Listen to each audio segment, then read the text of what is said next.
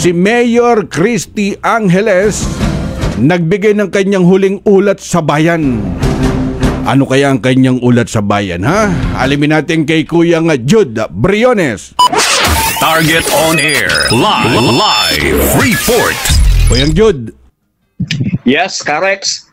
Matagumpay ang ginawang pagbibigay ng huling ulat sa bayan ni Tarlac City Mayor Christy Angeles noong ika-21 ng Marso 2025 na ginanap sa Tarlac City Sports Events Complex sa Barangay Baras-Baras, Tarlac City, na kung saan ay dinaluhan ng mga libu-libong mga Tarlaqueño.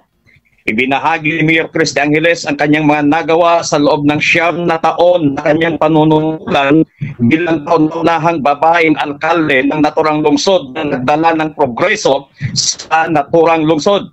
Taong 2016 nang unang upo ni Mayor Christy Angeles bilang kauna-unahang babaeng alkalde ng naturang lungsod na may dinatnang 103 milyon na utang ang lungsod ng Tarlac, at sa loob lamang ng 6 na buwan sa kanyang unang pamumuno ay nabayaran ang pagkakautang ng City Hall at nagkaroon pa ng 106 million savings.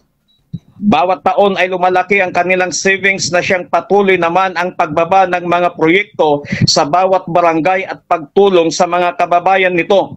Sa kanyang pagbaba sa pwesto bilang alkalde ng Tarlac City ngayong 2025 ay mayroon siyang iiwan na 2.6 billion na pundo o savings ang pamahalaan ng Tarlac. Iiwan nito ang lungsod ng Tarlac na matatag, maunlad at nagkakaisa. Umani ng masibabong palakpakan at hinawan ang mga libu-libong mga tao na dumalo sa naturang huling ulat ni Mayor Christy Angeles. Sa ngayon ay kandidato si Mayor Christy Angeles sa darating na midterm election 2025 bilang congresswoman ng ikalawang distrito ng Tarlac na makakalaban niya ang dating gobernador ng lalawigan ng Tarlac na si Vickia, na naging congressman din ng ikalawang distrito ng Tarlac.